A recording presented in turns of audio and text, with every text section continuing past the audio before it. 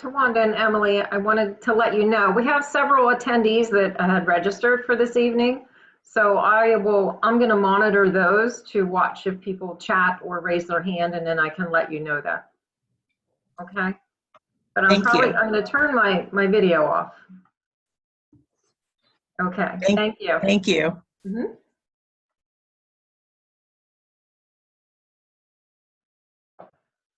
Okay.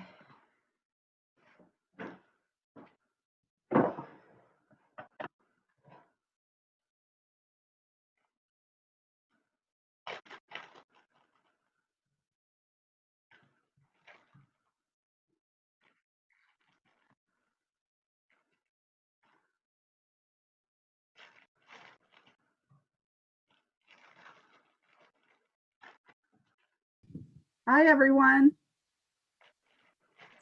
Good evening.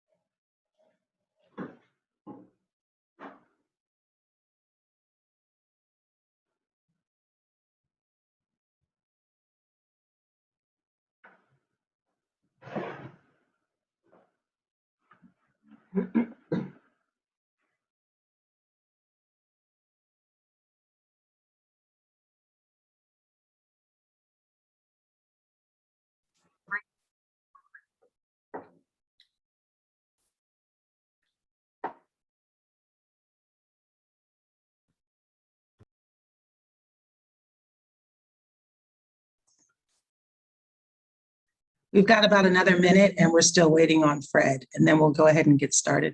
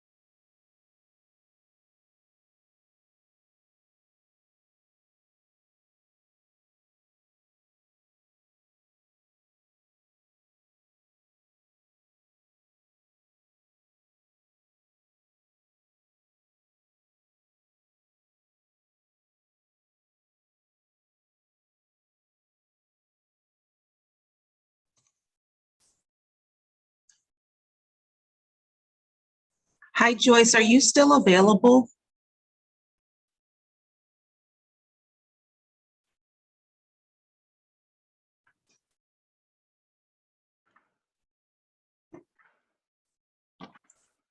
I can. I was looking to see if.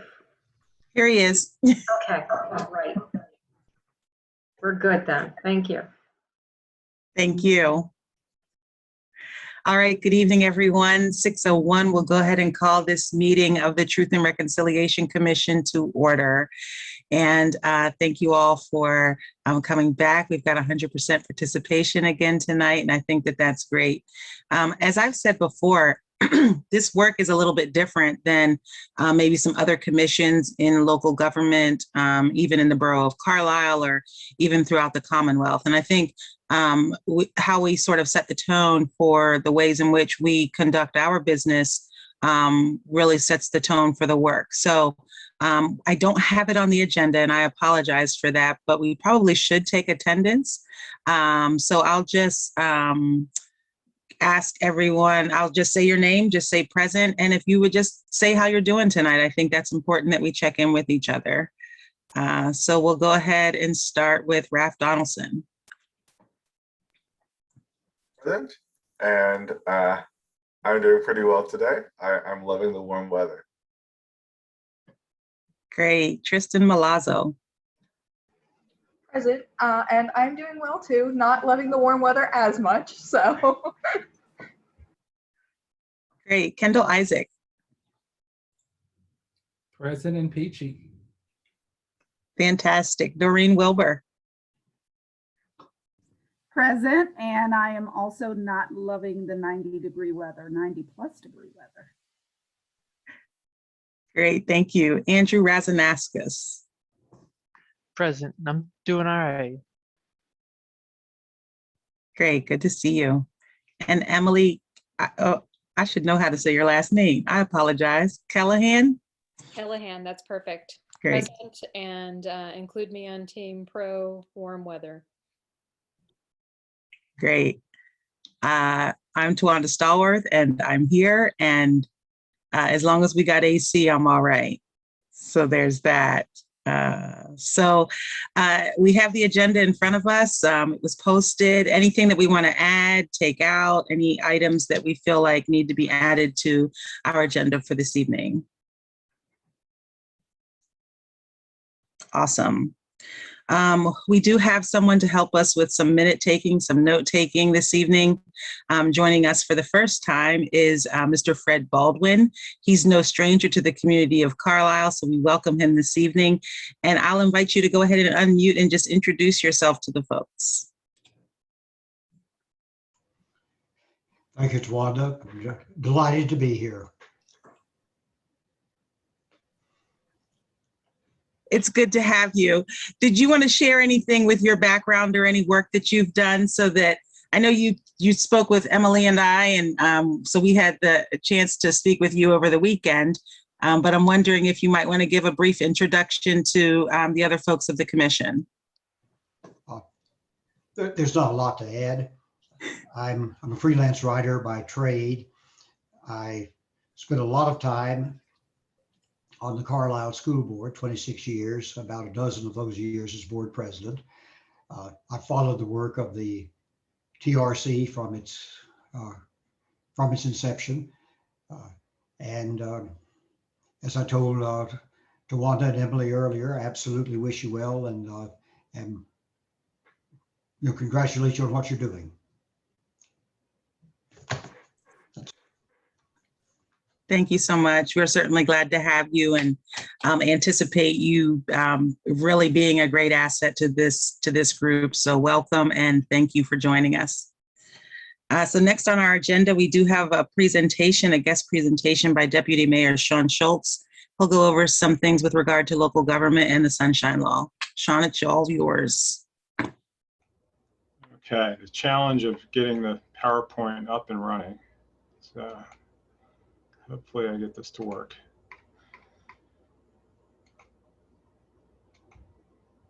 Okay. I think you all have it. So this was a challenge at actually the town hall in January, the town hall on racism, but worked better this time. So I am not only deputy mayor, but as I think most of you know, or all of you know, I'm also an attorney and a solicitor for municipalities. So I wanted to take some time. We're going to go over the Sunshine Act, but I also got a late request to just give a little bit of background on the borough functioning and how borough government works, just very basically. So it's important for that to keep in mind that every municipality in Pennsylvania, just like the school district that Fred served for so many years, and Fred was being way too humble. He has a lot to add, but he's one of the most humble people I know. But just like all municipalities throughout the state, the borough is a creature of the state. So we only have the power that the state gives us. And so for the borough, for the longest time, since the really the inception of the state borough code, the borough lived under that statute. And then in 2013, the voters approved a home rule commission to examine whether to take the borough under home rule, which would allow the borough to create its own charter and its own form of governance. And then the voters eventually approved that in 2015. So since that time, we have been living under home rule. And what the commission did, among some other things, is they changed the form of government in very relatively, from the outside, probably subtle ways. We used to have a form of government where there was a 7-member borough council. There was a borough manager who's appointed by that borough council, and then there was a mayor who presided over the police department and could veto ordinances, and that was pretty much the full extent of the power of the mayor. Under the home rule charter, what they did was they took council down to really a 6-member body, and then made the mayor a 7th member of that body. And where we used to have a president of borough council who presided over the meetings and a vice president who would step in the shoes of the president when needed, we now have a mayor who presides over the council meetings, and deputy mayor, my role since the inception of home rule, that steps in the shoes of the mayor when needed. The borough manager continues to operate all the day-to-day administrative functions of the borough, and the mayor is no longer the person who really presides over the day-to-day functions. In a way, the day-to-day functions of the police department. Police department now falls under the borough manager. The mayor is just another member of borough council under home rule. Home rule did not really expand the authority of council in any way. We still fall under all the same state statutes that we fell under before, so we can continue to pass ordinances just as we had before. We follow all those same sort of state rules. It just sort of reformed borough government. The one little side thing, although it was important at the time, it removed the tax collector as an elected office, and now that's an appointed position by the borough, and it's done by professional staff within the borough. When you go forward with your process and you're making recommendations, you're going to be making those recommendations to borough council to take action on whatever the initiatives are that you settle on. So when that happens, that's going before that 7-member body, the 6 members of borough council, and the mayor to consider, and it goes through our if it's an ordinance that we need, goes through that process to pass an ordinance. If you need a resolution, if you need some reform of internal government functions or administrative functions, we have the power to direct that. Are there any questions on that basic functioning? Okay, then I'll get into the fun stuff, the Sunshine Act. So the Sunshine Act, and I put the citation of the statute for anybody who wants to check that out, but I thought it might let Ralph and Kendall feel like a little bit at home as I go through this, since the other 2 attorneys here. The Sunshine Act applies to this commission for a couple of reasons. One, it applies to it under the statute. 2, the resolution that Councilor Stube drafted specifically says that the Sunshine Act applies to it. So it applies to it under the statute because this commission would be considered an agency. As you can see in this definition below, it includes commissions. It includes recommending bodies. We have a planning commission that doesn't have any authority to necessarily approve anything directly. Planning commission makes recommendations to Borough Council, just like the Truth and Reconciliation Commission will eventually make recommendations to council that council would then take action on. So you are an agency because you're an agency of the local government body.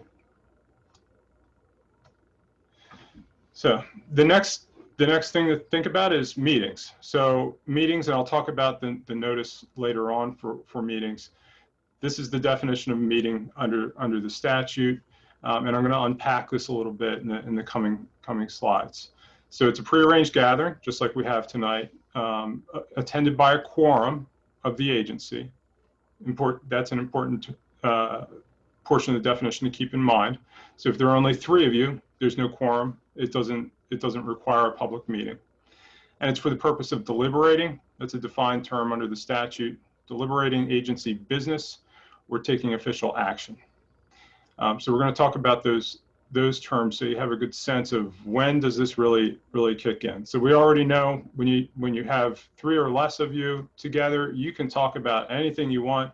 You can talk about how you might vote on something. You can deliberate on what action might be coming before the commission, and that's okay. That does not need to happen in a public meeting. Deliberation, very basically, is the discussion of the business that would come before the commission for the purpose of making a decision. And I'm going to talk a little bit later on about sort of informational sessions or informational meetings. And what those really are meetings that don't meet the definition of deliberation. And we'll talk about that a bit later on. But again, deliberating, if you have an initiative that you're going to be pursuing on the commission, and there are at least 4 of you together, and you start discussing that, and it doesn't meet one of the exceptions that we're going to talk about in a bit, that needs to be happening in a public meeting. Now, you all had last week, you all got together to get to know each other, right? So you weren't deliberating business. That didn't meet this definition. You can do that. Doesn't need to be a public meeting. Although I'm sure everybody would have loved to hear those conversations. But, so next bit to unpack is the agency business. So you can see it there in front of you, framing or enacting of a policy or law. You may be framing policies or laws. Laws include ordinances. The policies can include resolutions. So if you're framing that as a recommendation to council, that's agency business and fits that definition. And if you have all those other pieces that fall into place, you would have to do that in a public meeting. You're not going to be entering into contracts. You don't have to worry about that too much. I don't see that you'd ever be adjudicating rights, duties, and responsibilities. So most of what you're going to do is going to fall under that first item, where you're recommending policy or law that will eventually go before Borough Council. It does not, as I note, doesn't include any ministerial duties. So if you've made a decision, or Borough Council has made a decision on some policy, and all you're doing is carrying out that decision of the commission or of council, that's an administrative action. That does not need to take place in a public meeting. The other part of that definition, so the official action portion. So this is right in your wheelhouse, right? Number 1, recommendations that you're making pursuant to ordinance, and that's exactly what you'll be doing going forward. So anytime you're talking about those, and you have a quorum, and you're deliberating it, you're going to vote potentially, that's going to be in a public meeting.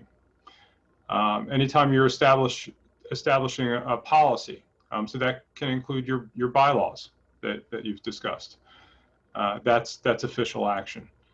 Any decisions that you're going to be making, any votes that you have on recommendations, that's an official action of your agency, of the commission. And that would need to take place in a public meeting. And then, of course, finally, the votes, the actual votes themselves, always need to take place in a public meeting. So there are exceptions, and they are fairly minimal, especially when applied to the commission. There are 7 exceptions under Section 708 of the Sunshine Act. They're all listed here. Most of them won't apply to you at all. The only one that most likely would apply to you, if any do, is discussing agency business that if conducted in public would violate a lawful privilege or lead to disclosure of information or confidentiality protected by law. So for most agencies, most municipalities, the most frequent one in that category would be attorney-client privilege, where we might be receiving advice, counsel from our solicitor. You could potentially be in that situation at some point. So, for instance, if you all had a question about maybe a certain direction that you might be taking a policy and might be recommending an ordinance, but you first wanted to understand the legal implications or the potential pitfalls of that, you could have that discussion in an executive session with the solicitor. As I said, the other exceptions here, I don't think any of them would necessarily apply to you. So that's the big one to think about. The next exception is the one that I think more than likely might kick in for you, and I alluded to that earlier. The informational meetings. So there's some case law on this, that you can have closed gatherings together if they're solely for the purpose of collecting information or educating your members. So what I'm doing right now is an example of that. We didn't need to do this in a public meeting. I could have shown up at your get together last week and we could have done this outside of a public meeting, because all I'm doing is sharing information with you. If you have questions about this when we conclude here, that's okay. We can talk about questions on this issue. That's not official action by this agency. So you can have those sorts of informational meetings. I can imagine perhaps as you move forward, trying to figure out sort of practical ways that this might impact you. You may have times where you have very sensitive issues that might not rise to the level of confidentiality under the executive session exception I gave you earlier, but might be sort of posed as a way to you to just provide information to you, to give you background. Maybe somebody who wants to be heard by your commission, but might be uncomfortable doing that in a public setting. If you're not deliberating that action that you might eventually take, you're just receiving information from that person. You can do that outside of a public meeting. That would be an informational meeting. Next is, you only need to know about this really to make certain that you plan far enough in advance. You do need to give notice of your meetings. You need to give at least 24 hours notice in advance of the meeting that you're going to have. For practical purposes, what that means is we need to know several days in advance, because Joyce needs time to get that advertisement together and get that to the newspapers and get that advertised for you at least 24 hours in advance of the meeting. Ideally, I think you may be talking tonight about your meeting schedule going forward. Ideally, you sort of schedule that out far in advance, all the way through the end of the year, if to the extent possible. And then if you need to fill in with special meetings here and there, you would just need to apply this notice requirement. Finally, all public meetings need to give a reasonable opportunity for public comment. So you can limit that, and you might discuss doing this either in your bylaws or as a policy of the commission. You can limit each person to a standard reasonable amount of time. Case law has upheld anywhere between 3 and 5 minutes as a limit of time. But it also says that it has to be reasonable under the circumstances, which are the reasonable are words that lawyers fight over all the time. And so what you need to look at is, under the circumstance of the issues that you're dealing with, is your set amount of time a reasonable amount of time for someone to give meaningful input.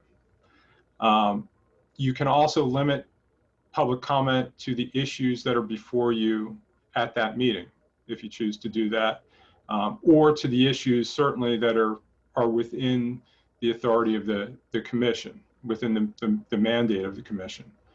And then you can limit, although I don't know any municipalities who have ever done this, you can also limit public comment to only residents who are taxpayers in that municipality. Okay, does anybody have any questions on any of that?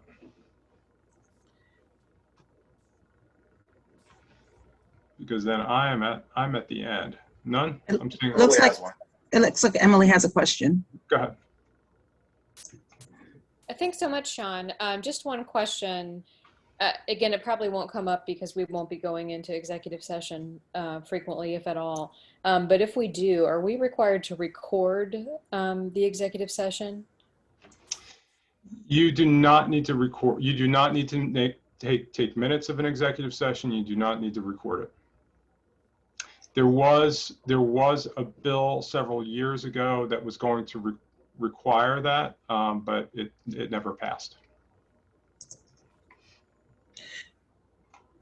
Can you put the slide back up with the executive session? Because I'm thinking down the road as we start doing research and gathering information, that number 6 and number 7 could be of interest, because Dickinson College is in the borough. I don't know if, I mean, certainly things that, so. Yeah, so wait, numbers. Wait, Okay. hold on, let me just finish so number 6, and then also think number 7 for the same reasons that, like, as we gather information, some of that may not necessarily be best discussed in a public setting. Mm-hmm.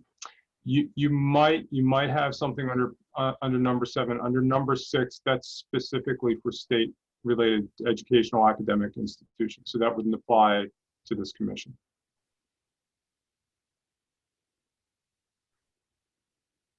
Thank you. Sure, you're welcome. Anything else? Either it was too much information or okay. Well, if anything, as you go forward, if anything comes up and you have any questions about it, I'm going to be trying to attend all of these meetings, and if there's a time where I cannot and you're anticipating something, reach out to me, and I'll pass something on to the solicitor if I can't get to it. We'll make sure we get you an answer. Ralph, I think you're about to put a hand up. Yes. I was going to ask, could you share this with one of our chairs so that we have this available to access if it needs to come up? Sure, I can do that, and I can actually send along the outline that I have that goes along with it too, if that would be helpful. Anything else? Mr. Baldwin has his hand up. Yeah, Sean, I didn't understand your answer to the second part of Ms. Stallworth's question on how it applies to public safety. Item number 7. Yeah, I think Tawanda was suggesting that there might be a circumstance where perhaps the commission is making a recommendation that might affect public safety, or sort of public or protection. So maybe police department recommendations, that type of thing, that might fall under number 7 as an exception. I don't know. I'd have to get Tawanda. Do you have something more specific that you had in mind? No, just wanted to make sure I got the point right. Oh yeah, yeah. Okay. Thank you. Can you, I'm sorry, Sean, stand by one moment. Yeah, Yeah, Doreen, that's kind of where I'm coming from Yeah. too. Like, yeah, I mean, I understand, like, it sounds like that number 6 is related to FERPA and particularly for state schools, I guess is what I'm getting. But mhm. I think I mean, the boundaries of this work are almost limitless with regard to institutions inside the borough. I think that's the way the resolution is written. So any sort of educational protection, I feel like number 6, Doreen, I don't want to put words in your No, mouth go if you ahead, want you're to. doing well. No, go ahead.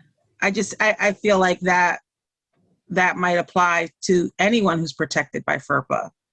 Yeah. And that would extend beyond higher education. And I Right. and we just said, I had messaged to Wanda because, with obviously me being a teacher in the Carlisle area school district, if matters or concerns that I'm privy to because of my position, of course, without stating any names or, without giving any, specific information to identify the person, that's still kind of a sticky issue in my mind.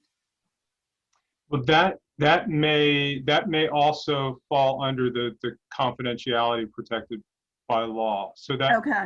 yeah, that number 6 is really very, in the statute, it's very specific to academic institutions as agencies. Yeah. But what you're talking about, that may be, if there were medical information, right, that you were going to receive and need to discuss, that would be something protected under confidentiality set by law.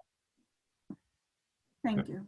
The confidentiality is certainly will be more apropos than FERPA, which is a lot more limited, and you're looking at educational records of students, which not impossible that we could be talking about students' educational records, but not likely. Right. You're going to probably talk about things more statistically, right, than somebody individually. Yeah, something individually. Yeah. Okay. Thank you. I'm glad we let the questions brew there for a bit. That was good. Anything else? Okay, well, I'm going to stick around. So if you think of something halfway through the meeting, just chat. Well, don't shout it out. But you know what? But I'll be here. If it comes up, we can wrap back around to this by the end. But don't forget the public comment, Wanda. I won't. All right, thank you all. Thank you again. And Councillor Stubbe put in the chat the full language of what number 6 refers to, so that can be helpful for a reference point too. Great. So how are we doing? Feeling like we've got some good information, ready to keep on plowing ahead? All right. So here's probably some of the meat of what we'll get into this evening that's not informational or executive.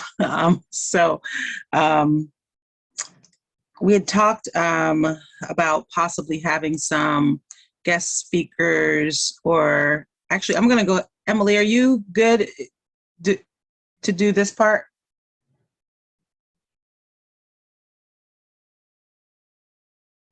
Theoretically. I'm sorry, I just threw you on the spot. I'm sorry. It's my agenda, but yes, I can. Just give me 1 sec. Or I can lead this part if you want to pick it up at B. That's cool. Okay. So we had thrown some names out for guest speakers, and if they're informational, I'm thinking maybe we don't have to have them in these sorts of public meetings. So if we want to maybe just start compiling a list of folks that maybe we want to invite to some of our informational meetings, we can do that. And I kind of like that terminology of informational meeting for the times where we get together where it's not necessarily a public meeting. So I don't think we have to establish that list tonight unless anyone has any person that they want to talk about that we maybe haven't discussed, or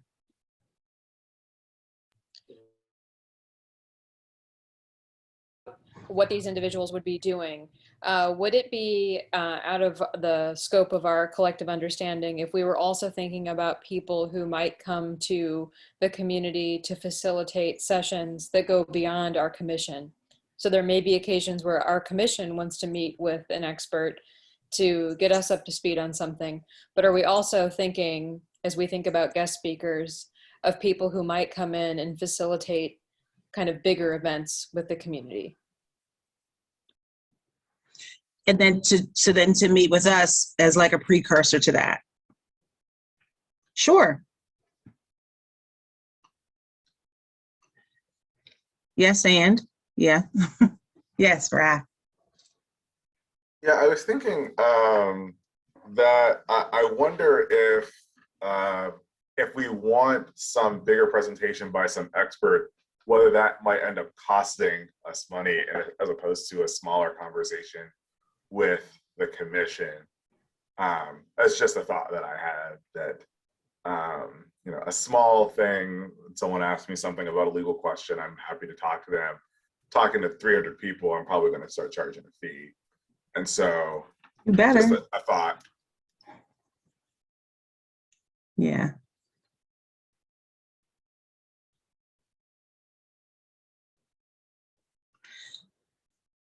Yeah, Tristan. I'll throw this out here because it was a new development as of Thursday. And I'm not sure if this is something that anybody would be interested in, but I was actually in York County for their Writers Roundtable, which is not important, but they had a speaker there who has been doing a lot of work on the Latin community in, I think specifically in York County, and how to and she's writing a book, like a historical book on it, but she's been doing a lot of work on how to bring those voices forward. And if you want to go to the York County History Center's Facebook page, her presentation is on there, kind of her thought process, but she may be somebody good to talk to that's doing the work we want to do, but in a different way. Like more so the process behind what she's doing rather than, you know, the information she's finding, maybe down the line. It was kind of funny that I was there unrelated and I was like, wow, I think she's doing a lot of the work we're doing without even realizing it. So maybe if we're looking for, I wouldn't call, she's, I think, an expert in her field, but not necessarily like a legal expert or anything like that, and has a little bit of a different process, but just to throw that out there too in the future. Thank you for that. If you have a link to the Facebook, could you maybe send that out and we can all kind of take a look at it? I think all of these sorts of things are going to be helpful as we forge ahead. Yes, Doreen. So I was thinking maybe, is it possible for us, and I'm looking at my notes here too, maybe invite community leaders, you know, to meetings, like to these recorded meetings. So maybe instead of, you know, inviting them to educate us solely, which as Raph said, might incur a fee, maybe we simply invite them, we do our research, invite them to speak, and then just simply ask for feedback or, you know, comments during the comments section. Just a thought. I think that's a great idea. And I think what Emily also added in the chat is going to be helpful too. So we can put even the names of community leaders that we think would be helpful in intentionally inviting to these public spaces would be helpful, so we can kind of get that list going. And I think I think that's a good piece of the agenda for us to kind of keep on there, is this like guest presentation sort of piece that a lot of times maybe people will say things that we expect them to say that would be super supportive and fantastic. And I think maybe sometimes they may not necessarily be as supportive. And I think part of this work is we don't only reconcile with people that we like. So I think there's, you know, the potential that we would, you know, reconcile with everyone. So that's great. If we add that to the Google Doc, I think that would be great. Yes, Kendall. And you know, when you mention individuals who may have viewpoints that could potentially be in opposition, a person we may want to invite at some point would be Representative Gleim, who has been fairly active in our community and putting forth some bills and measures that some might say are in conflict with what we're trying to accomplish.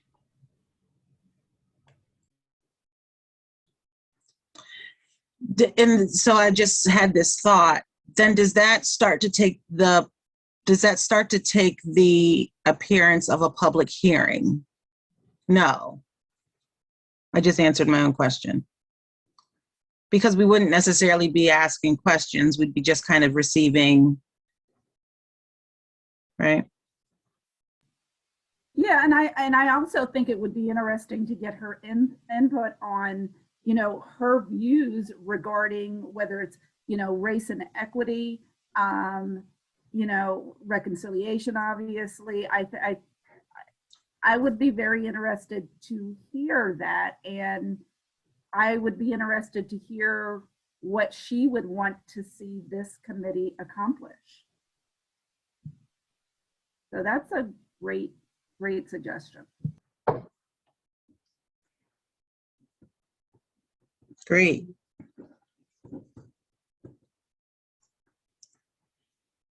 Any other thoughts, questions, considerations, concerns, ideas? Yeah, Raph. I was wondering, do we have like a plan about how we're going to kind of pursue this? So far we have Emily's excellent suggestion that we kind of compile a list of names. Do we want to think about like when we want to start making some decisions about who and when? We want to start, is now the time to maybe think about timeline, or is that a little bit, maybe a couple meetings in the future? Do we want to just kind of think about what, you know, how are we going to get this rolling? Well, I'm thinking with the potential guest speakers, that in addition to sort of where they're coming from and sort of what they do, maybe we want to add, if we feel like it would be, if their time would be best spent in a public meeting, or would their time be best spent in an informational session. And then I think maybe once we have that ironed out, then we can probably start to make some contacts on availability. It's just kind of what my thoughts are. Yeah, Kendall. And I think we could tie this whole concept into the action plan that we have to create. So we can outline a section in there about guest speakers and the who, what, when, where, and why. Yeah, I'm even wondering, you know, do one of our action items just be to, I don't want to say like a one size fits all, but just like a standard template of here's the messaging we would send out to any prospective guest? Sure. I think that's a great idea. Yeah. You know, I also think, you know, a good starting point for us in general is, I think for those of us on the committee to share what we view as problems or what we view as issues that really need to be discussed, that really need to be revealed. And I think that if we start with us, then eventually we will find that there are individuals in the community, you know, ranging from small kids to, you know, the elders of our community who share the same questions, concerns, ideas, etc. I think that might be a great starting point, because right now I just kind of feel like, okay, where are we, you know, where do we start? And I just think that might be a good starting point. I like what you're saying, so I want to make sure I write the whole thought down and I don't miss anything. It's recorded. We can rewind later. Yeah. Because I'm also thinking, and we, had floated around some ideas about maybe using the borough's website. So there is a spot on the borough's website for the Truth and Reconciliation Commission. I'd imagine that there's room enough for us to put some headshots and some stories about why this work is important to us. Do we feel like that's something that we want to do? We want to explore that? I'm getting a general consensus to move forward with that. Yeah, Raph. Yeah, I was thinking, actually, I think that's a good idea to put it in the broad way of both talking about like things like why we think this work is important and things like talking maybe specifically about problems that we see. I at least feel like, as someone who's relatively new to the community, I don't have a very strong sense of what I think like this, that, and the other thing need to be changed. I imagine there's lots of things that plague communities across Pennsylvania, but I don't want to, I would want to say this has to be changed. I don't feel like I'm knowledgeable enough to say that now, but I do know why I want to join the committee, why I wanted to join the committee in general, and what kind of work, given the kind of work that I've done elsewhere, why, that I think we could do together. And so a broad mission about what we would like to do would be great. Yeah, Emily. I'd like to suggest making a distinction between content and method here when we think about guest speakers we might like to have come in. We might want to first think about how we do this work. And there are lots of people out there who do truth and reconciliation work. And so maybe one of our first sessions could be, what are some of the better practices, or what are some things that have worked in other communities, and have someone like that come in first and help us think about process and method. And then that can help us move to that next important piece of what is the content and how do we proceed in collecting content from the community and sharing our own content. Emily, do you have someone in mind for that? Is that right? I have a few groups in mind. We would get into, in some cases, some money, although some of these groups do this pro bono, but that's something that we could kind of brainstorm in the Google Doc. But, I think for the purposes of this meeting, just do we have shared understanding around, there's the stuff we care about, and then there's the process we follow for achieving something with respect to that stuff we care about. I like that process thing first, because a lot of this has been building as we fly, right? So it would be helpful to get some additional blueprint information moving forward. I agree. So I think starting there would be helpful. And then just to circle back on the information for the website, and so I'll follow up with, do we need to does this need to be in the form of a motion? Like, do we need to vote on this? If this is what we're gonna do? Or are you guys good with general consensus? Voting probably wouldn't be terrible. Oh.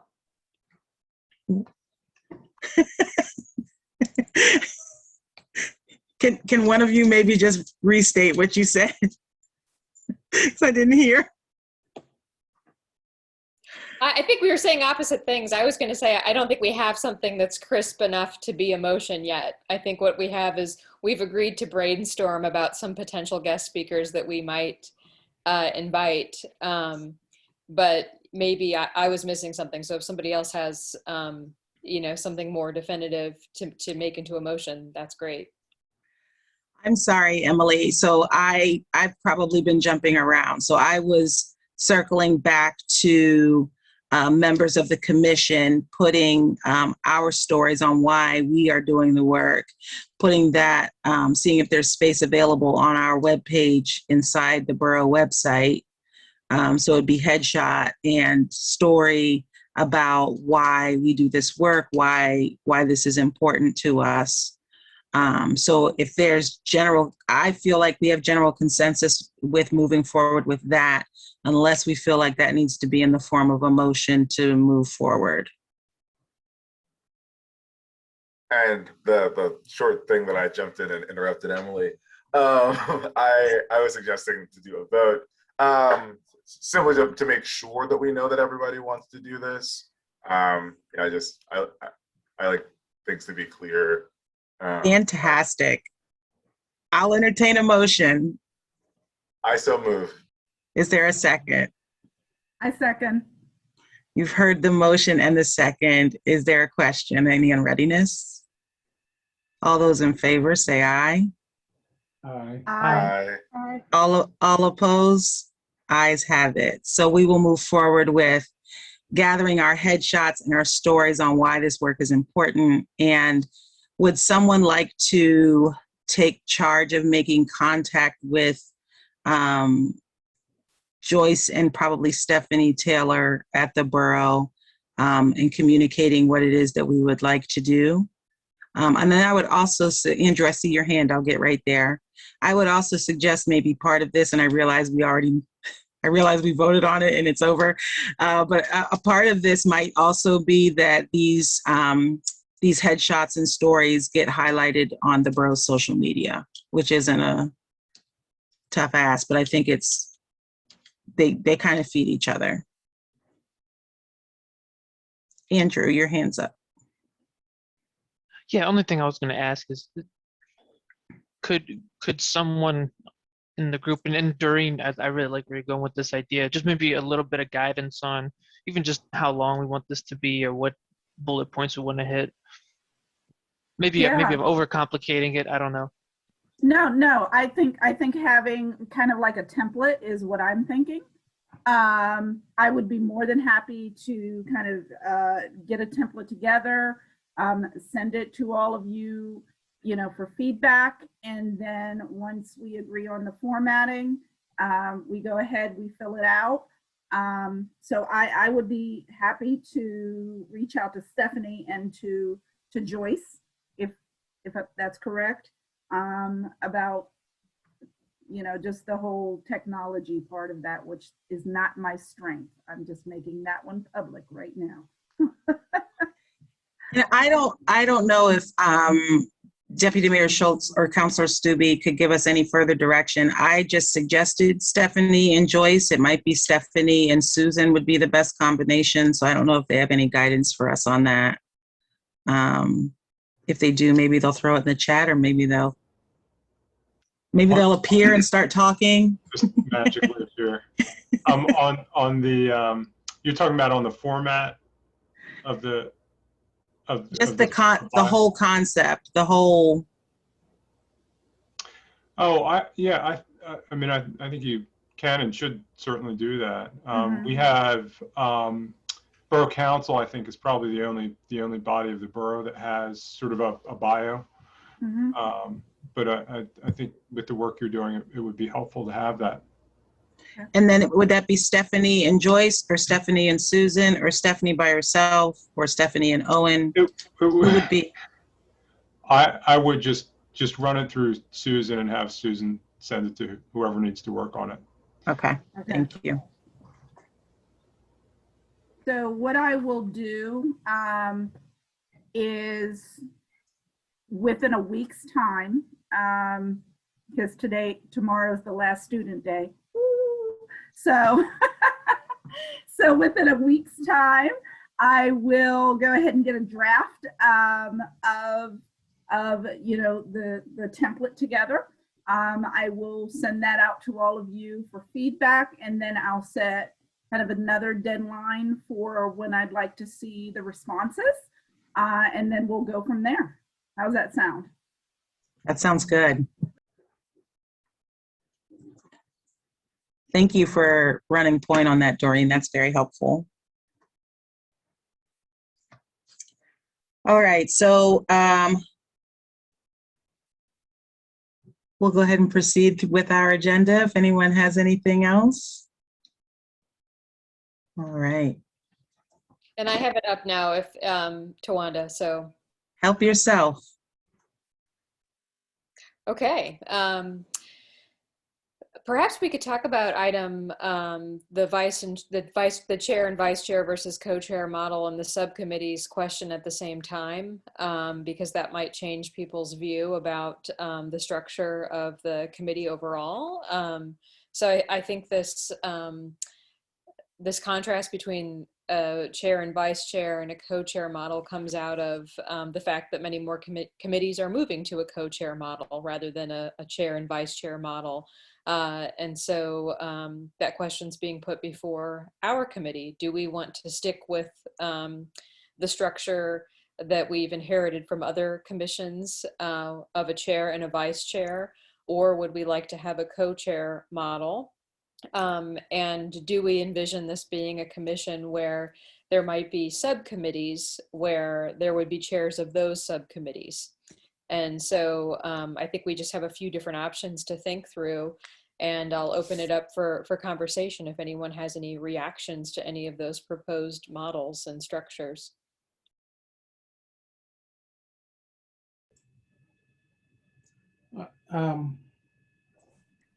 I think it would be ideal if, and it doesn't have to necessarily be today, but I think it would be ideal to get some sort of a general reaction from whether it's the deputy mayor, or council, or the solicitor, just to make sure that we're staying within the spirit of what's expected of us. I know the resolution uses the word chair, although I think one could reasonably interpret co-chair as still meeting the requirements of chair. But then one could also be a very strict interpret, I can't even say it right now, it's too late at night apparently for me. So anyhow, very Kendall, it's not even 7 o'clock yet. For me, it's almost so and just want to stick to the letter of the resolution. Though I don't know that it really matters that much to them, but it would be, in my opinion, it would be ideal to know how they feel about that.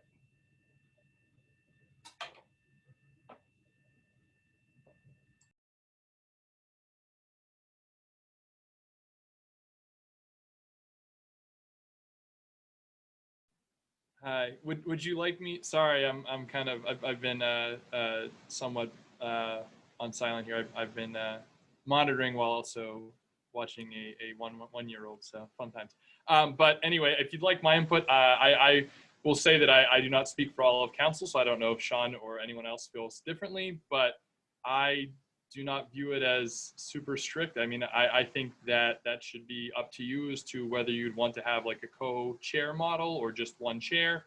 Also, if you feel it makes sense to break into subcommittees or not. I mean, I know it's relatively small committee. I mean, you have 7 people, so it's not a necessarily very large commission. So it might be possible for everything to come before the full commission, or it might make sense to have subcommittees.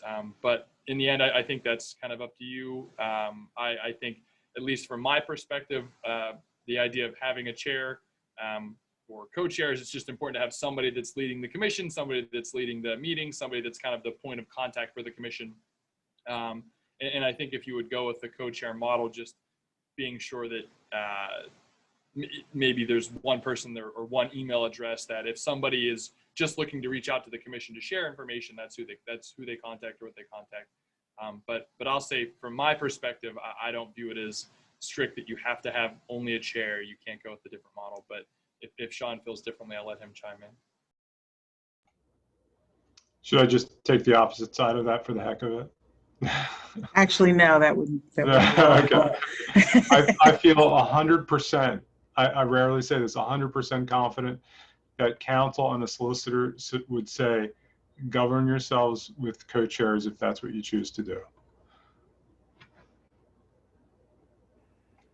I have while you're there, I have a secondary question. I don't know if this is feasible or not, but would we be able to have a email, a generic email such as trc@borough.org that would then, if someone emailed that, it could go to both co-chairs. That way we know that they're both getting the information and one of them could then respond. I know we can do that for those who have borough domain emails, because we've done that. We did that with the town hall, and we did that with what else? Fire chief interviews that we did recently. So I know we're capable of doing that. I feel pretty. I don't feel 100% confident on this one. I feel pretty confident that we can have that forward to non-carlislepa.org emails. So I'll shoot something to Susan and ask her to take a look at that. I think that's a good idea. We found it valuable. We're doing it actually with our interview. Jeff and I are doing that with our interviews too, when we put posts out for board and commission openings. So I'll work on that for you. Thank you.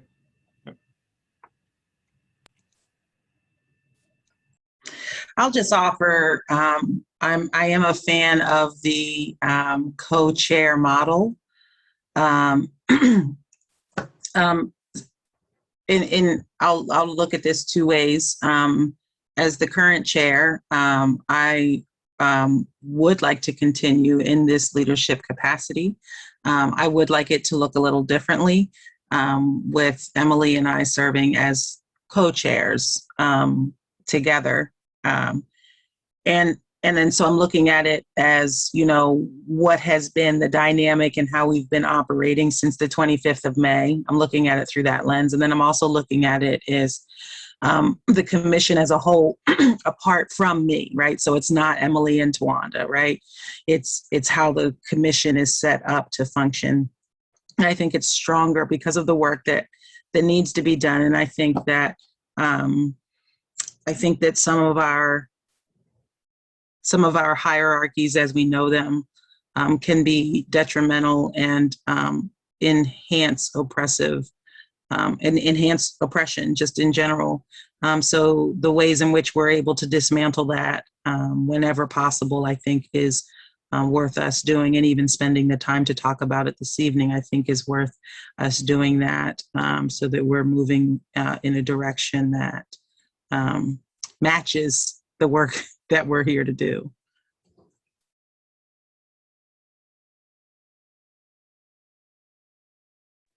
Other thoughts?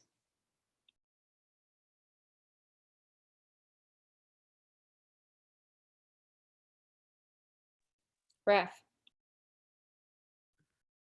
Yeah, I'm generally, I think, indifferent to what structure we choose in terms of having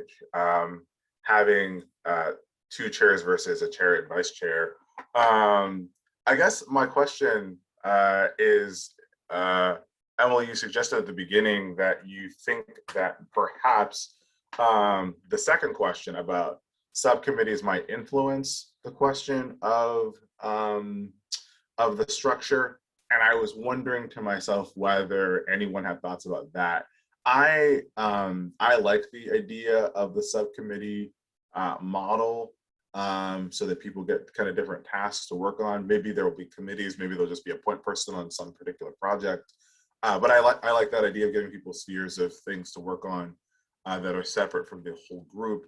But I also just don't think that doesn't affect my indifference of that, about the first question. And I was just wondering if anyone thought differently about that, whether one would be inclined to change one's mind, one or the other, based on whether we have subcommittees.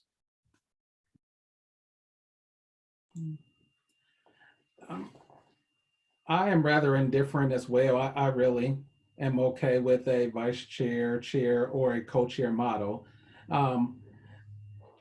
You know, in some ways it may not be it may be good, because if we have subcommittees, we could even split up the co-chairs into, you know, having one on each subcommittee. That's assuming there were two, but there could be more than two. I don't know.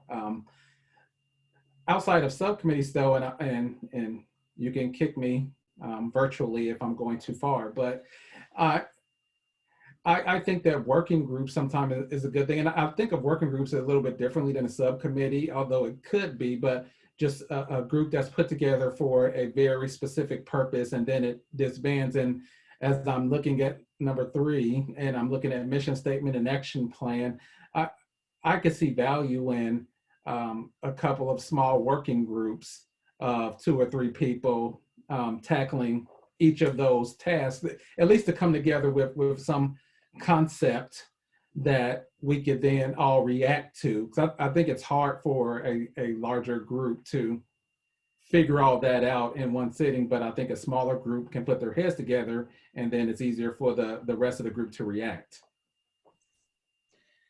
I would agree with that. And I would also say like 2 to 3 people, but definitely no more than 3 people, so that we stay under the quorum. I was trying to be slick and not say that, but you're correct. Listen, a spade is a spade.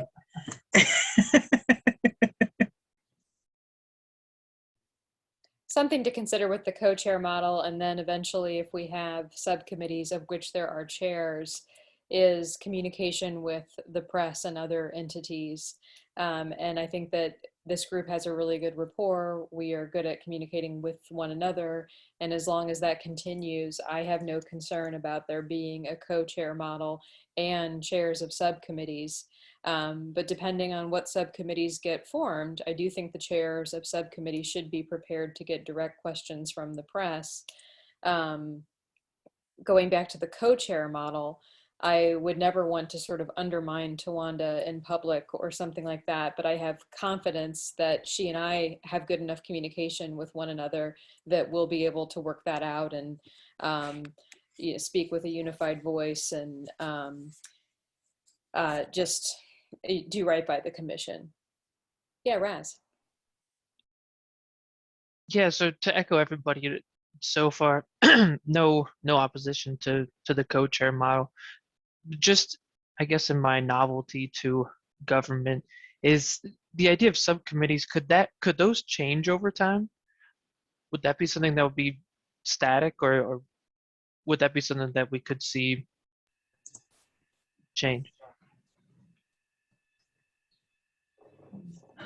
Tawanda.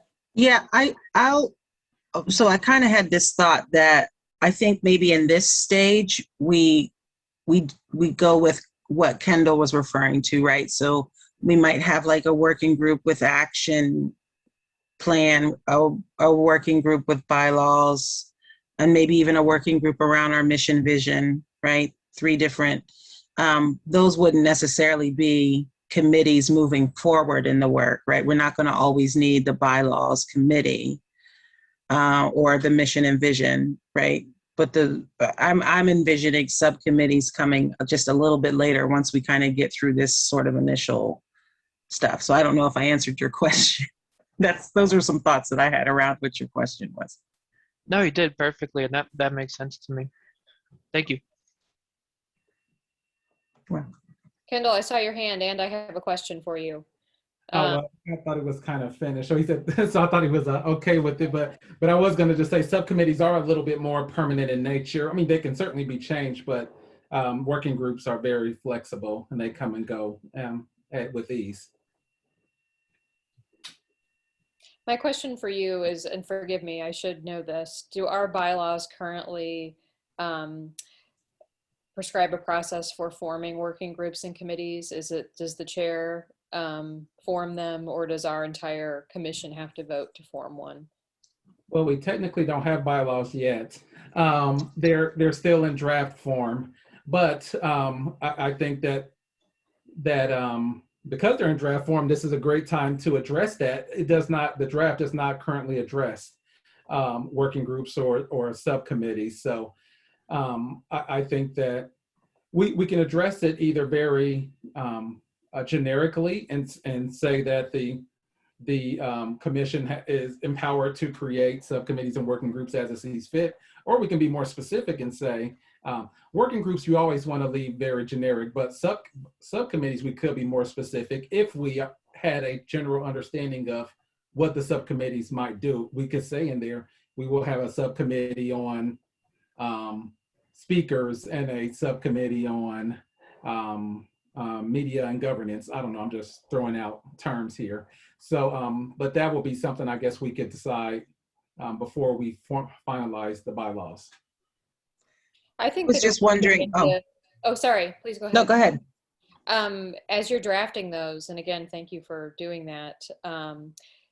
I think it's better to be more flexible and just give us the authority to form subcommittees as we see fit, because we're still trying to figure out what we're doing here. I agree, except we don't, so that way we won't have to go back in and reapprove and certify them every couple of months.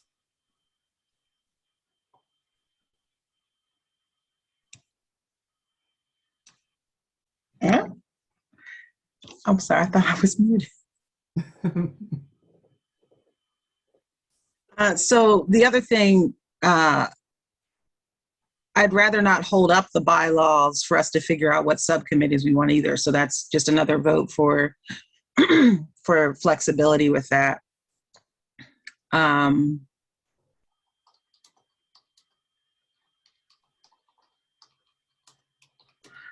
going to ask Deputy Mayor Schultz to explain what he just put in the chat.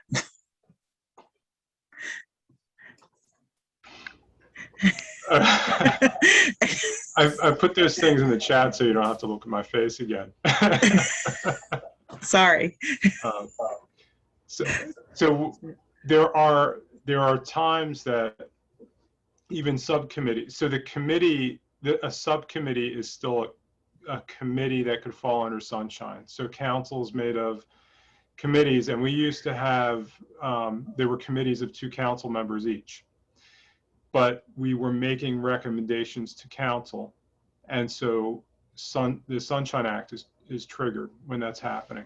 So depending on what your subcommittees may be doing, it may trigger the requirement for public meetings, even if it's 2 of you or 3 of you. You hate me now, right? No, I was actually thinking with the working groups,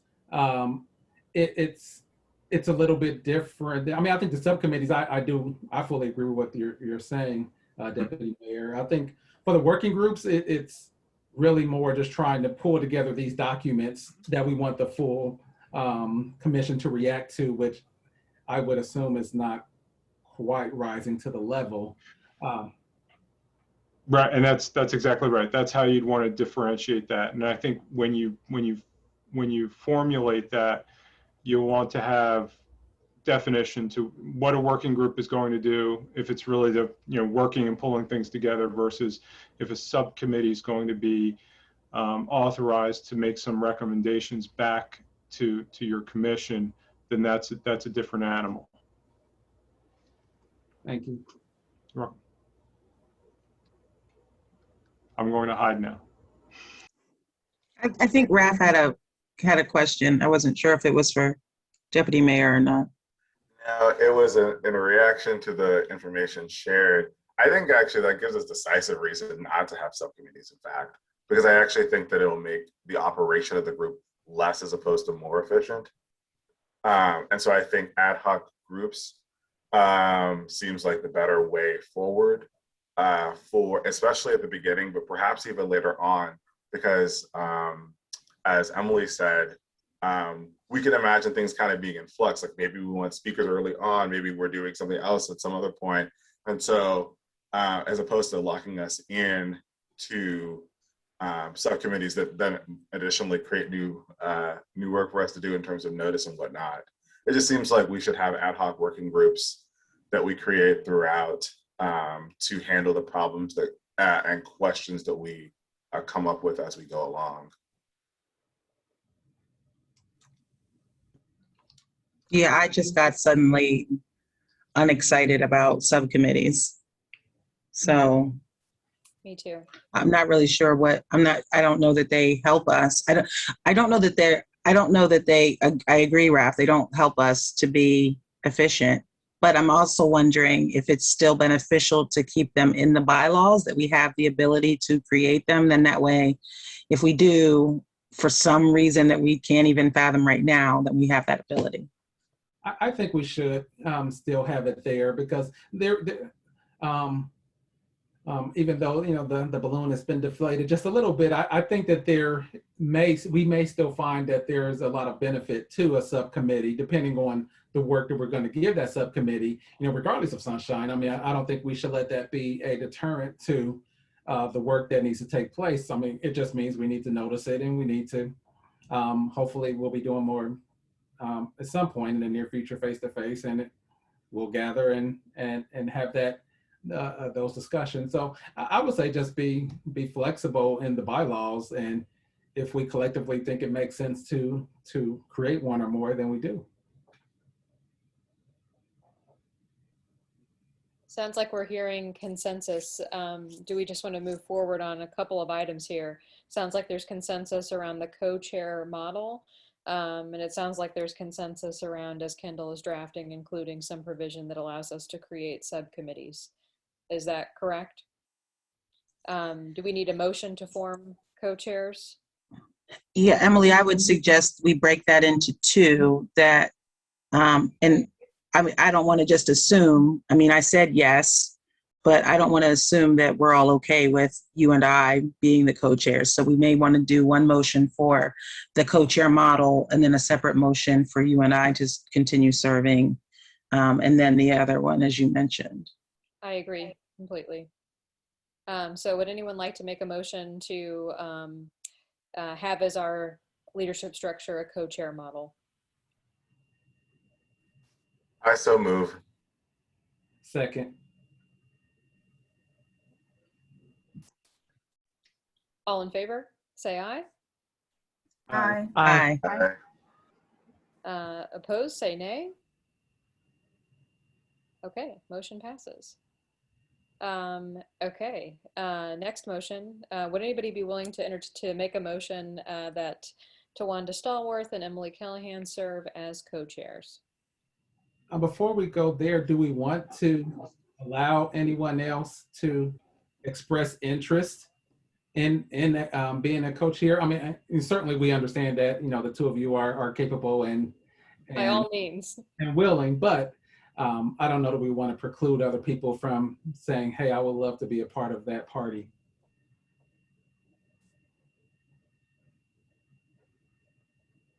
Okay, I throw it out there. So anybody speak now or forever hold your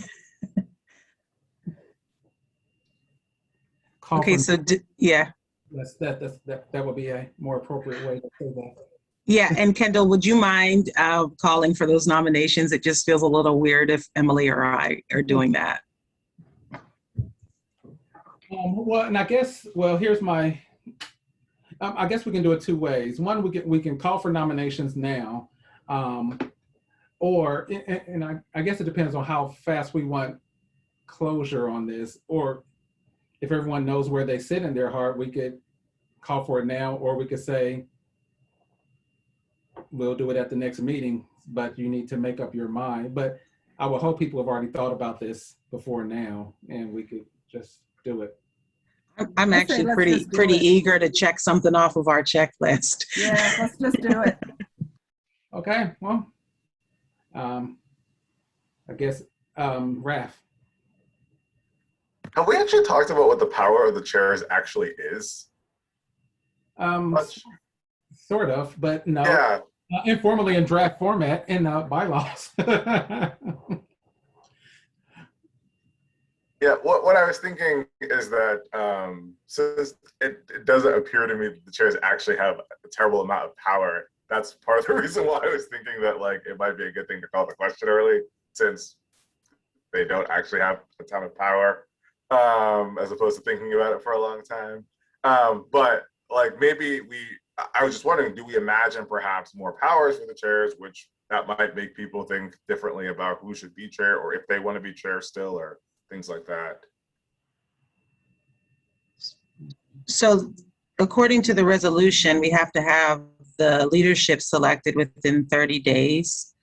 And it's to, I mean, y'all know what it says, to preside over the meetings and to lead the commission, right? So we would really only have like 2 more weeks to, like, if we wanted, like, I'm just looking at like overall timeline and just being eager to check something off. Like, let's just have that. And then I think it can be fleshed out like in maybe a bylaws working group as far as what that looks like. It's just my thought. Yeah, and I think, you know, we certainly haven't voted on the bylaws yet, but I think that gives a little bit of an idea. And even in the draft format, No one has stated any sort of objection to how it's currently worded. So I would imagine there's not a lot of concern there. I guess I'll just say, are there any nominations for co-chair outside of Tawanda and Emily? Does anyone want to nominate anyone for the role of co-chair?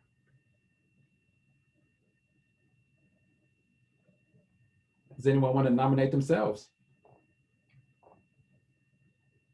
All right, let's call the question. Should I do that too? All right, well, all those in favor of having Emily and Tawanda serve as co-chair signify by saying aye. Aye. Opposed? Ayes have it.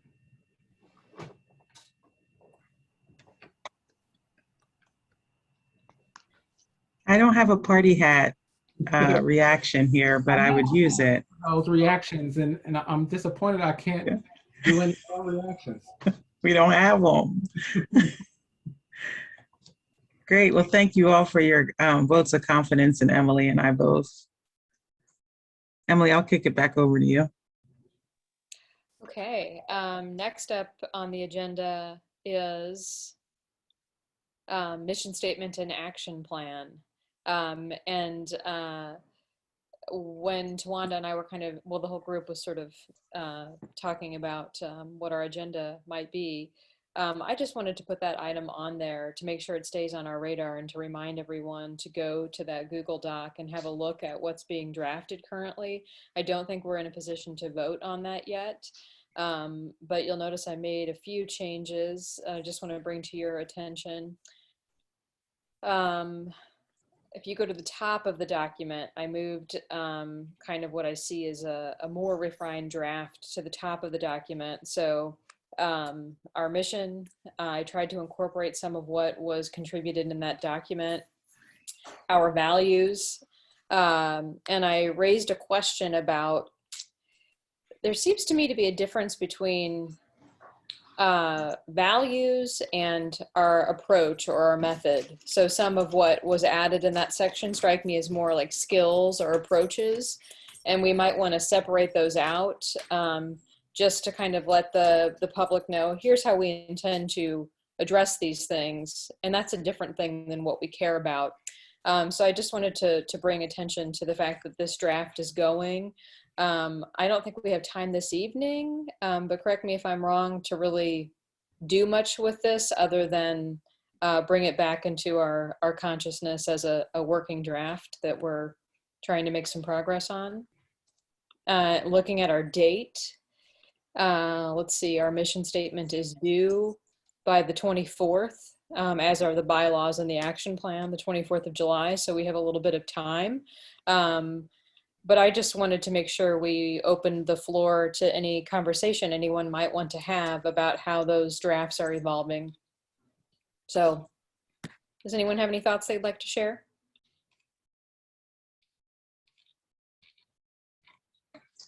Thank you for doing that, Emily, for organizing those thoughts. That's very helpful.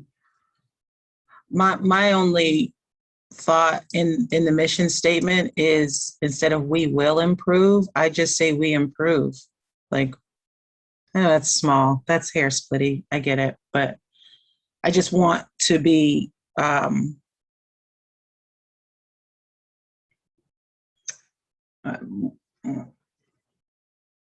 more assertive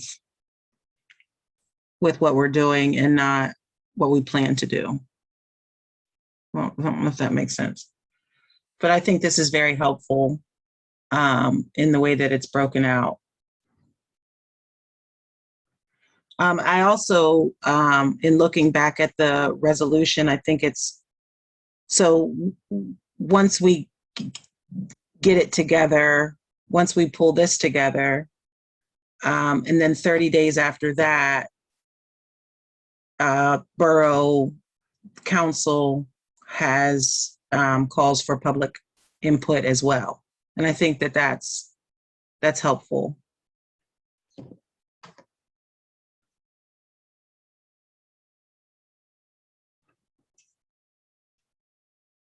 And then my final thought, and I promise I'll go back on mute. My final thought around this is this an opportunity for a working group?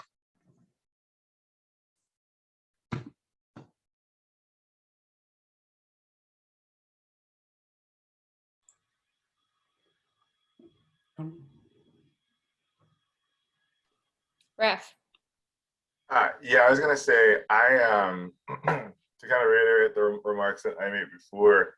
I mission statements are good and important in some ways. This isn't something I feel super energized about. I feel more energized about the action plan, and I feel like maybe this is a really great place for a little bit of specialization and having some ad hoc working groups that are not subcommittees tackle these. So those of us who care a lot about the particular language and how this projects the image of the group maybe should get together and do that. And maybe we set some deadlines as well so that progress is ensured to be made. And then maybe a similar sort of thing for the action plan. Maybe we might talk in this meeting even about that so that then people come back in 2 weeks with something to talk about specifically. Raz. Yeah, and Ref, I agree. I'd be happy to join the, oh wait, I'm gonna use the right language, join the working committee session, team, sub, not sub. I'd be happy to work on the language. I like working on stuff like that, so I'd be happy to be in that crew.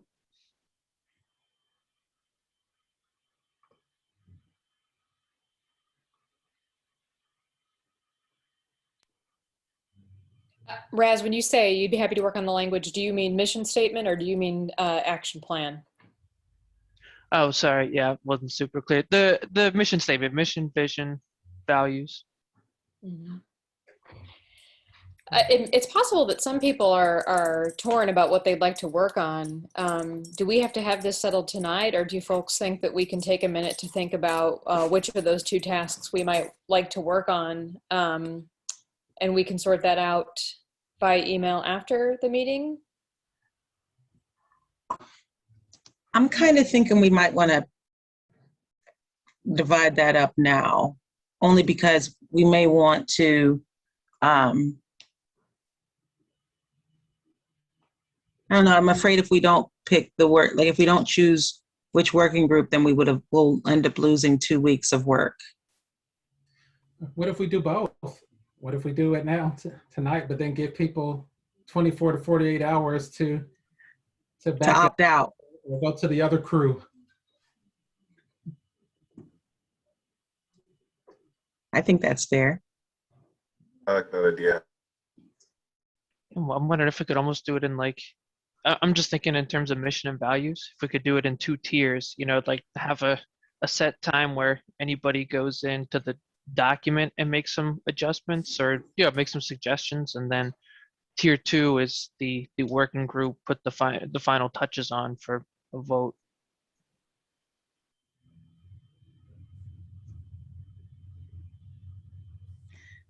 I mean, I'm kind of cool with the working group just like hammering it out and then bringing it back to us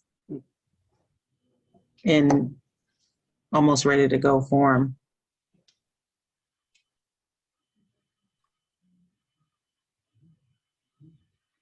And Emily, since you're kind of pulling that mission values approach plan, the layout, would you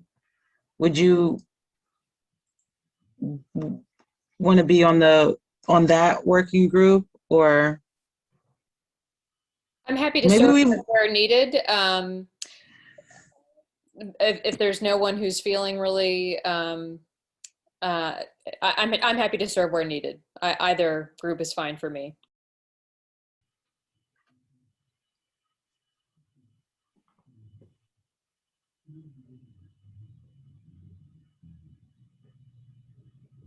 Yeah, Raf. Maybe the best way forward and kind of implementing what Kendall said is maybe we can just take down names of people who feel strongly about what they would like to do now.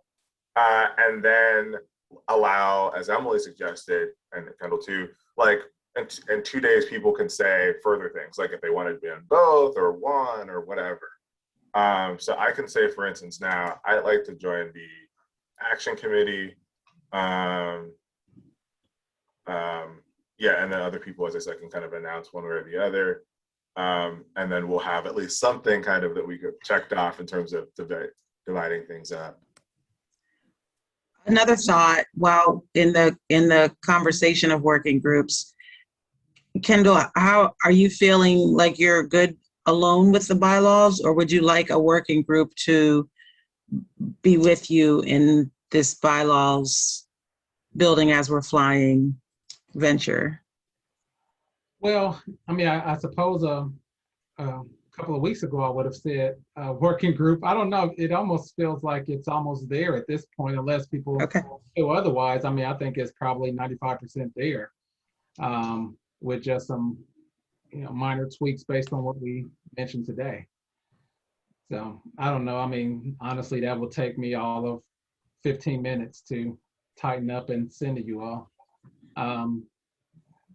But I guess I can go. I mean, I'm willing to work on either crew. I guess the action plan crew.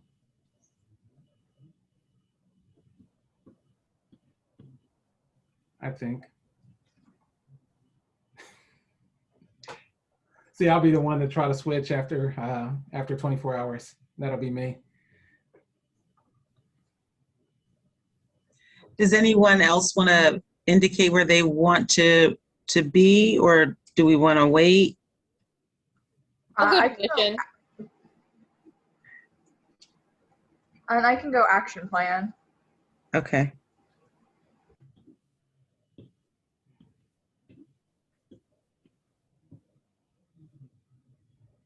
Does anyone want to be on my team? I think. Raz, did you? Did you say mission statement, Emily?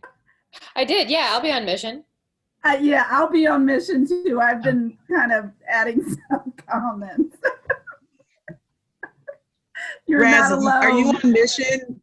Are you on mission statement? Okay, all right. Yeah, I'm happy to be on that group. Okay. I'm not sure where I should go. I would say, if I could be so bold, maybe action plan as well, because that will put 4 on the action plan, and that one looks like it needs more. Just looking at the document, looks like it needs more work than the mission statement. The mission statement has a lot, because we worked on that together the first meeting, so it has a lot more bones to it. And working groups have 4 people. Yeah, we're just working on document. Okay. We're not voting on anything. We're just trying to bring something together to bring back to the Gotcha. vote. Yeah. This is busy work. Okay. And then we have a 24 to 48 hour opt out if you need to make a change. If you feel like your decision was made under duress. Like that whole buying a car thing. All right, I digress. Yeah, I think this will help us work on these things simultaneously too, and help us to move that forward. Any other thoughts, questions, considerations, concerns, ideas?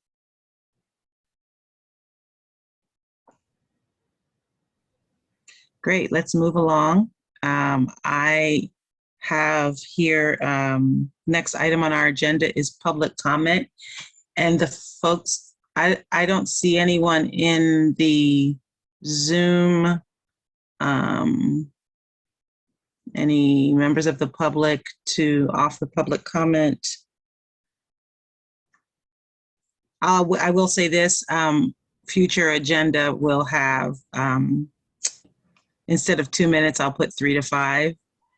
And as far as limiting it to residents or taxpayers, that feels I feel a little weird about doing that because I'm not a resident myself. So I don't think it's helpful for us to limit that.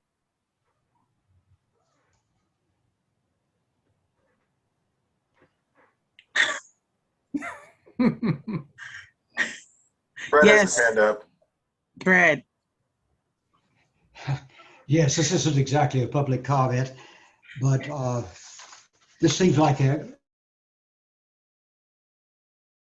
I'm to serve you best. First, in terms of my notes or what I will work on, I intend to err on the side of brevity. You'll have the transcript of the meeting. If I miss some fine point, that'll be easy for you to correct.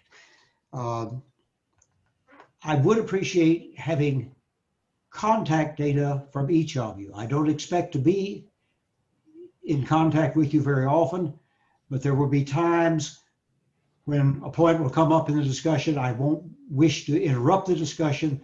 It may be something as routine as how do you spell that name, or what was the formal name of that organization you mentioned? And it would be nice to be able just to pop you an email and ask you those questions and without interrupting the flow of your meeting. Third, there was a reference to a Google Docs link. I certainly will need to get that. And I suppose that your draft mission statements and mission and value statement and the action plan probably are on Google Docs. In any case, I would appreciate being able to see those, because I can take more intelligent notes if I know what you're talking about. When someone says, oh, that third paragraph on page 3 about this, I need to know what it is you're talking about. So those are just procedural things, but all those will help me do a better job for you. I guess I'd add that where your mission statement and public comments are concerned, I would probably take the liberty of making some comments to your co-chairs for my sins. I have some experience in dealing with those kind of documents, and I may as well share. If anything does occur to me, it'd be silly for me not to share that. Obviously, what you do with it is entirely your concern. But mostly it's just, I want to make sure that I have enough information to help me function well on your behalf.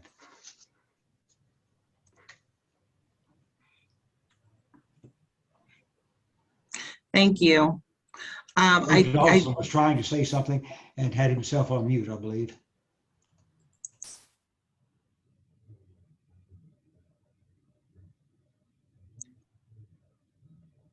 No? So Fred, I apologize. That Google Doc, I did just share that with you. And I will, we do have a spreadsheet of all of our contact information, so we can make sure that you get that also. That has all of our emails and phone numbers on it. I think some of us may want to change our numbers on here. I wasn't sure if we wanted to do that or not. So maybe, Fred, can you give us a little bit of time to make sure that we have all of the correct information on here before we send that out? Okay. And I shared that Google Doc. I shared the Google Doc. And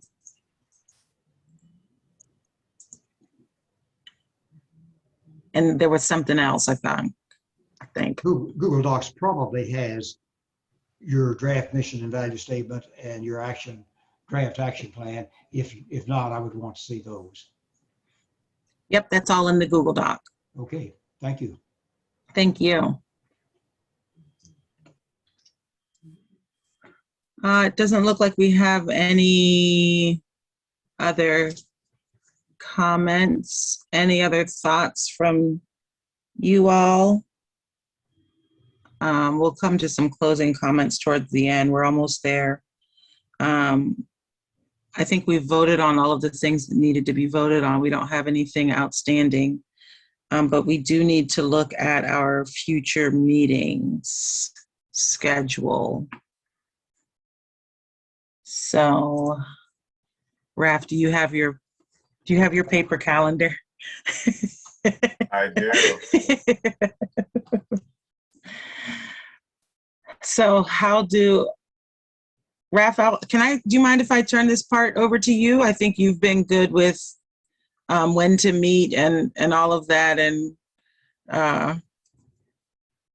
Yeah, I'm perfectly fine.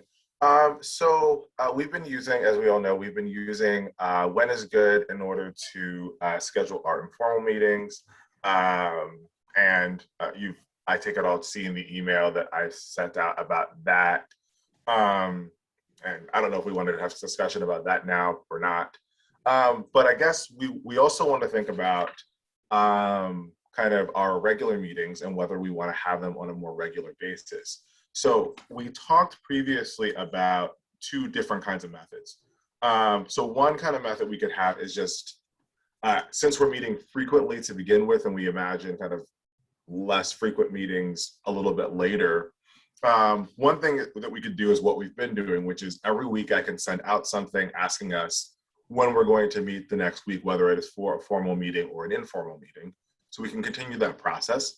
Another thing that we could do instead is try to set some dates now that we know we're available for. And in those weeks where things are not clear, I can just send out a poll then.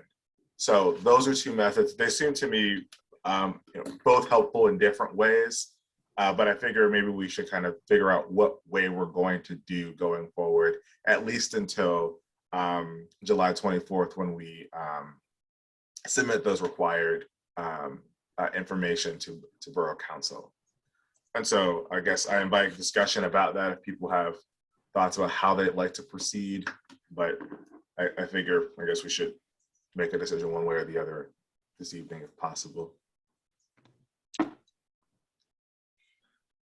Hey, Raph, I did, and I don't know if I heard this incorrectly. It seemed like Deputy Mayor Schultz had implied that like I know that like 24 hours is the minimum, but like the more notice, I think Deputy Mayor Schultz even suggested like scheduling out for the year if we could. So I'm not saying we have to necessarily go that far out, but if we could err on the side of not an ad hoc or like a meeting by meeting. Tell me if I understood that incorrectly though. Yeah, you're right. What I was suggesting is for a couple of reasons. One, for the public, when you're going to have regular meetings, it's nice to have them at regular intervals, and then you can do some infill with special meetings when needed. It's also, Joyce, I think, is listening. It's also really helpful from staff's point of view to have those scheduled out as much as you can. So for a number of reasons. So we're not scheduling, advertising those meetings every week. We can just do a bulk of them in one shot, and then do that infill when needed. But early on, I get it. There's probably some uncertainty in how often you may need to meet. But as soon as you can kind of get that figured out, the better, and then that's going to make the process from staff's perspective and the public seem a little smoother, I think.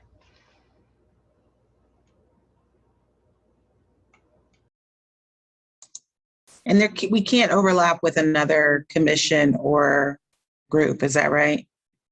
You can, but ideally you do not, right? So that the public, I might want to attend the planning commission meeting if you schedule it at the same time, and I want to attend the TRC, then I have to choose one or the other, right? Because planning commission stuff is exciting sometimes too. I can't recall, is there a reason we wouldn't just propose this time every other Monday? 6 p.m. every other Monday, so our next meeting would be the 21st for our formal meeting, and then we can infill?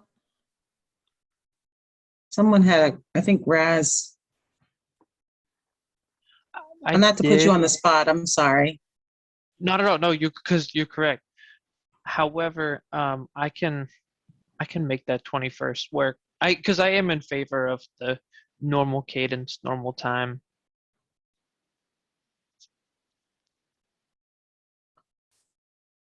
So then that would look like the 21st, the 5th, just for now.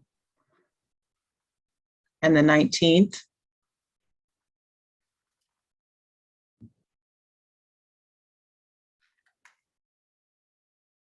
Sorry, Raf, you're doing. This is why you're chair. So yeah, well, I guess the first question is, does anyone have objections to that meeting schedule? So only the 5th, because that's your, it's the recognized 4th of July. So I guess businesses might be, yep, there we go. It's a borough holiday. We might not need that like I mean, Maybe the thing that we ought to do so far is just go ahead and schedule as a matter of course. If the only objection was to the 5th, maybe we schedule a TRC meeting on the 21st at 6 p.m. and on the 19th of July at 6 p.m.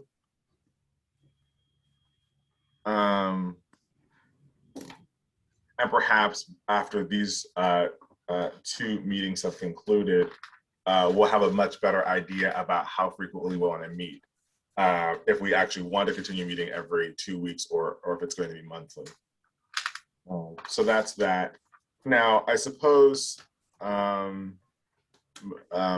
the informal meetings, what we like to continue our process of doing those on an ad hoc, in the sense of I'll send them out weekly. Is that working for everyone, or do we want to have something a little bit more set so people can set their schedules by?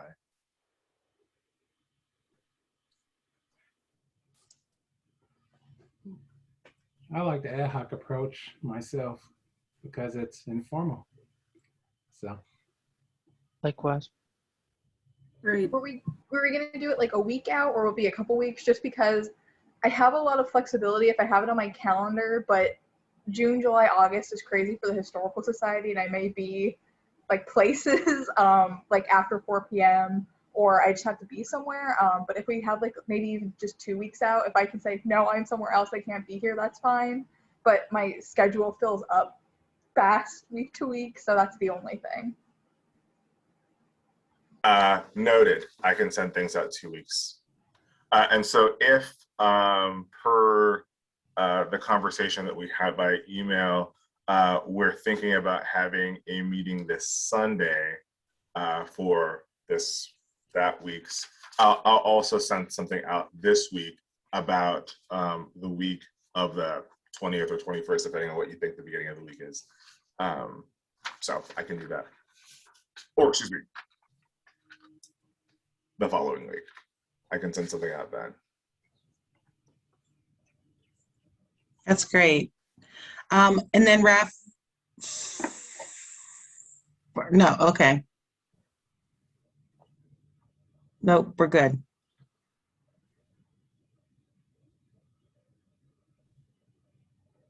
So we have the 21st at 6 p.m. and the 19th of July at 6 p.m.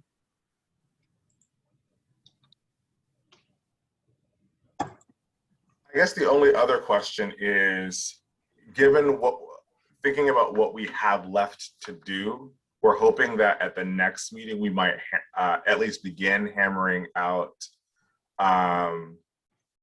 bylaws, mission statement, and action plan. I have the suspicion that action plan is going to take a long time in terms of people having conflicting visions about what we might do. And so I think that might require a lot of conversation. And so I'm just wondering to myself, will we need,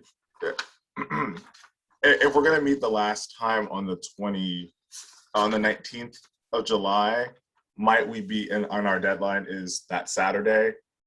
Might we actually want to make sure that we do have 3 meetings as opposed to 2? The only thing I'm just slightly worried about, but maybe not.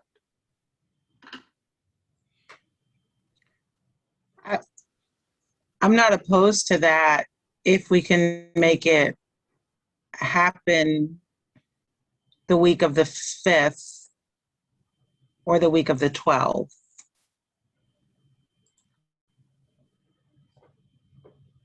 Let me back that up. I'm not opposed to what you're saying, another meeting in between there.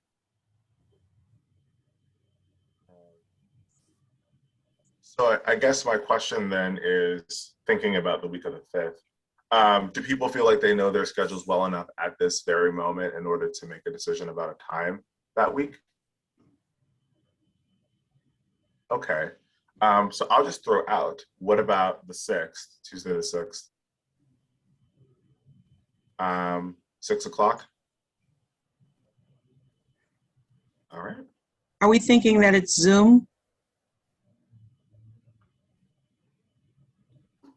All of these are Zoom, right? That was my assumption for now. Yeah, I'm going to especially need the one on July 6th to be Zoom because I will actually be in South Carolina. So if that could be at least hybrid, I can make it. Okay, great. So we have set all of those meetings, and I would guess that on the agenda on the 19th, we should then think about, one of the things on that agenda will be how often should we meet going forward? And I feel like we will have met 3 more times and we'll have a good sense. And hopefully at that July 19th meeting, we're adopting the mission and the action plan and everything to go to council. If all goes well. All goes as it will. Yeah. Thank you for pulling the calendar piece together, Raf. That's very helpful. Very helpful. Thank you. So we have, we at least have the next 3 meetings scheduled, which is more than we had scheduled the last time we met, right? So progress. That's great. So before we go, does anyone have any last thoughts, considerations, concerns, thoughts, ideas, bubblings up inside that they would like to share? Well, I put in a chat that we didn't actually vote on the minutes from the first meeting. I don't know if we wanted to do that. Oh, we didn't. I didn't see that in the chat either. I'm sorry. We never. Oops, because I only sent it to Sean Schultz. So, oops. User error. And then he didn't say anything. So he's having a tequila now. Oh no, this is. My apologies. So yes, I think we may want to just quickly vote on the minutes. I mean, since we're doing the formal vote on most things. So everybody got the minutes, right? Everyone got them. Has everyone had an opportunity to review them? Yes, Raf. This is inconsequential given other things that have occurred, but the minutes say that we elected Tawanda and Emily to be chair and co-chair, if I'm not mistaken, but we only, I think that's what it says, but actually what I believe we did at the meeting, I'm just making sure I read that correctly. It was like temporary or something. Yeah. And yeah. So, and I thought what it actually was that we actually, we elected Tawanda as chair and Emily as vice chair. This is not a huge deal. It's just that is what we actually did, if I'm remembering rightly. That's correct. Do we have the capacity to have a friendly amendment? I know in some bodies you can't do that, but let's accept that as a friendly amendment. I agree. I can do that. Absolutely. Thanks, Joyce. You're welcome. Any other questions on the minutes?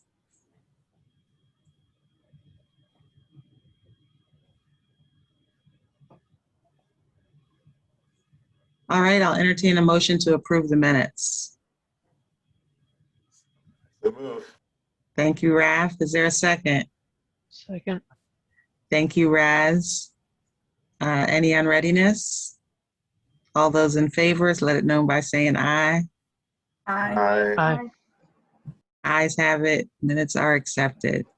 Thank you, Kendall, for reminding us that we skipped something in the agenda. Do you have any other thoughts or considerations, concerns, ideas, anything to share, announcements, etc.? So I know a couple of us are virtually headed to the League of Women Voters meeting tomorrow. I think Deputy Mayor Schultz may have just sent that information along this evening. So there's that. July 24th is a Saturday.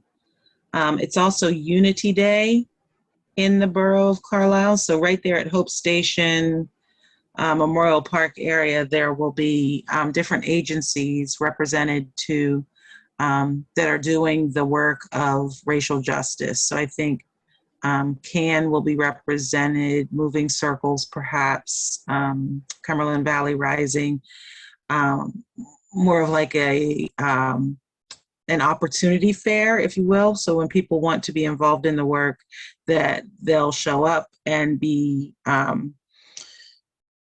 given an opportunity to visit the tables and tents of different organizations to kind of see what they're about and what they do.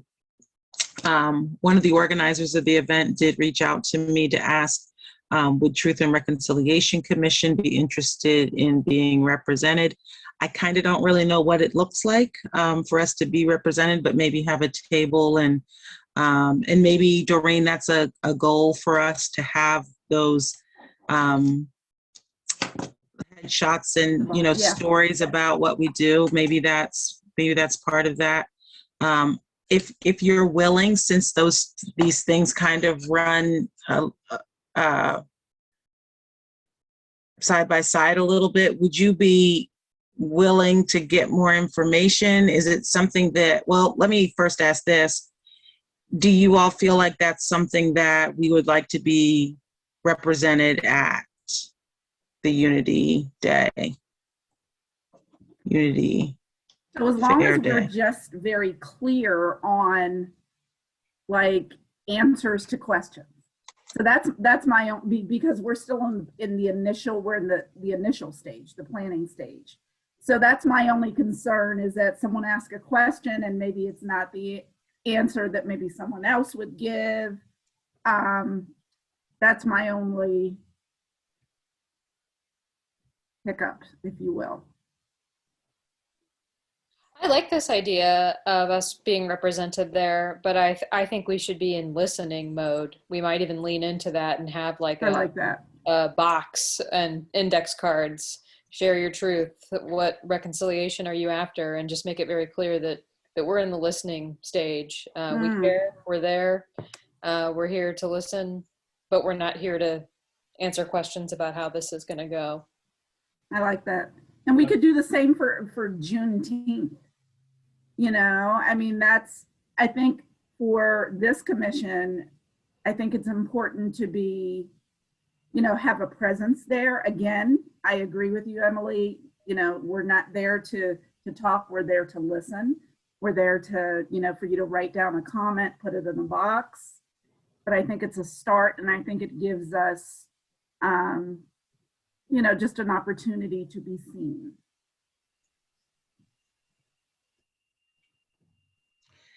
Would anyone be interested in sort of coordinating our effort for those events for both Juneteenth and for Unity Day? I'll do Juneteenth because I'll already be there. Let me double check before I say that.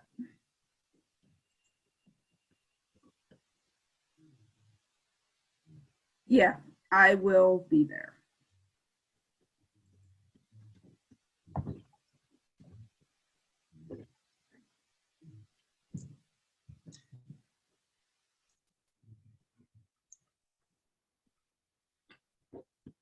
And then how about Unity Day? That's July 24th. I can be a tentative yes for that. I've got one thing in July I'm still trying to schedule. But if I'm in town, I can head that up.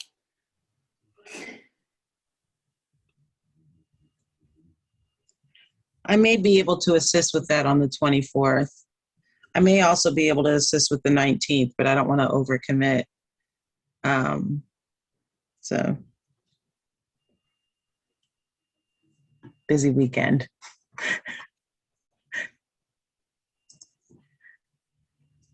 All right, any other thoughts, questions, considerations, concerns, announcements? We're hitting it right at 2 hours. Kendall wants me to stop talking and get this over with. If no one has anything else, thank you all for a fantastic meeting again, and look forward to seeing you all again real soon. 7:57, this meeting is adjourned. Y'all have a good night. Thank you.